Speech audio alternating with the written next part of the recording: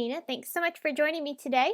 Today I'm here with Neat and Tangled, and I'm going to be sharing with you a dimensional stamp layering technique using the Scandinavian Prints stamp set, which just came out this past month and is one of our newest stamp sets. I'm using this today to create my layered stamp design that you saw in the picture there at the beginning of the video.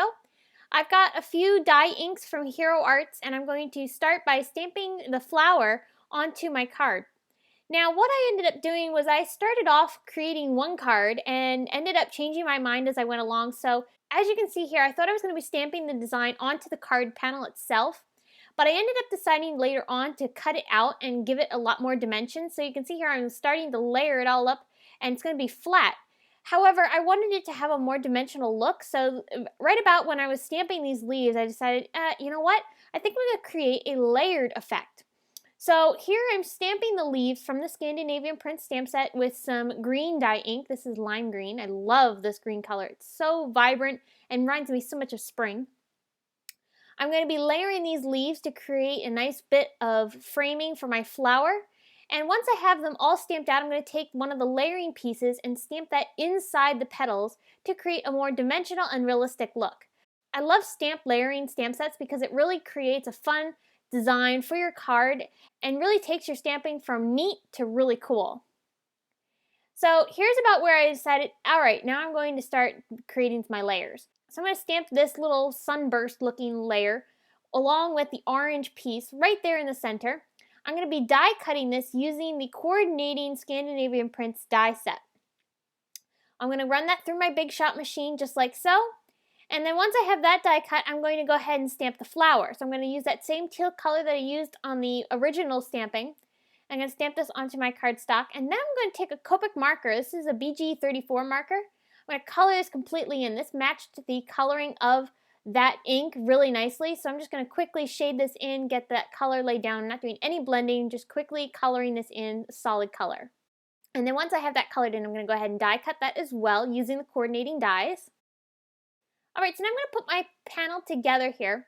I'm going to layer up these flowers here onto my little leaf cluster.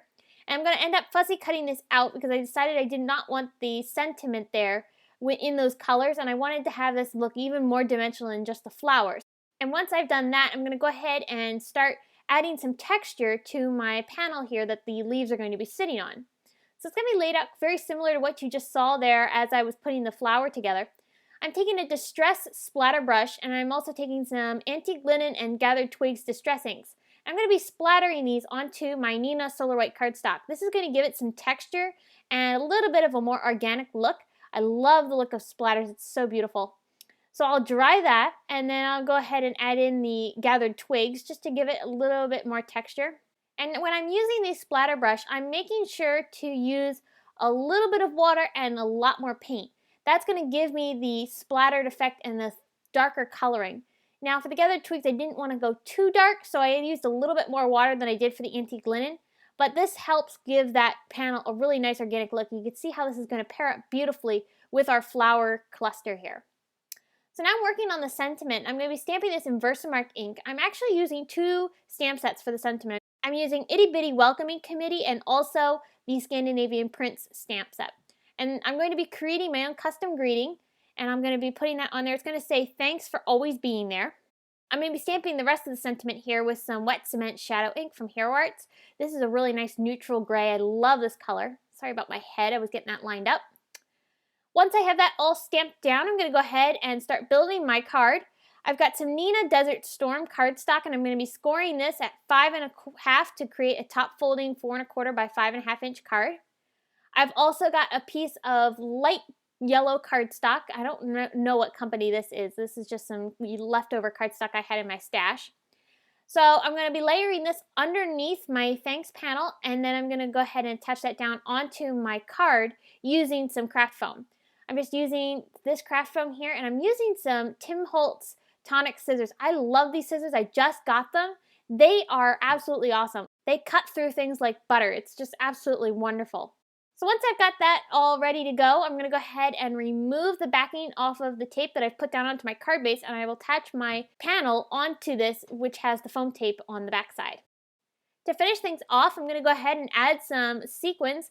These are some buttercream ocean spray and also some pixie dust sequins that I'm adding around the flower just to kind of give a little bit, almost like a berry look, and it really adds a nice bit of interest.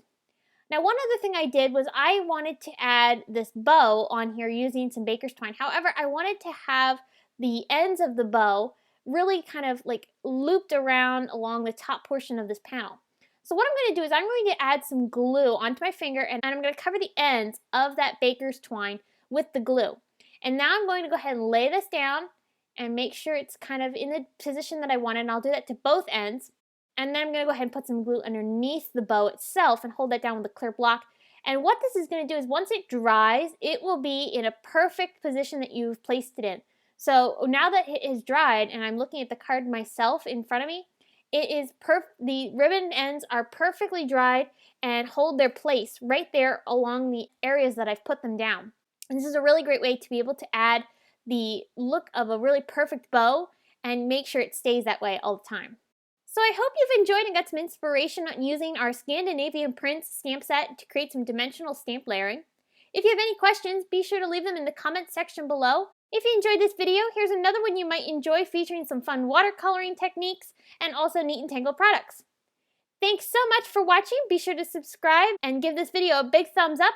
You can find me on social media at Facebook, Instagram, Pinterest, and YouTube, as well as my blog. Thanks so much for watching. We'll see you again soon.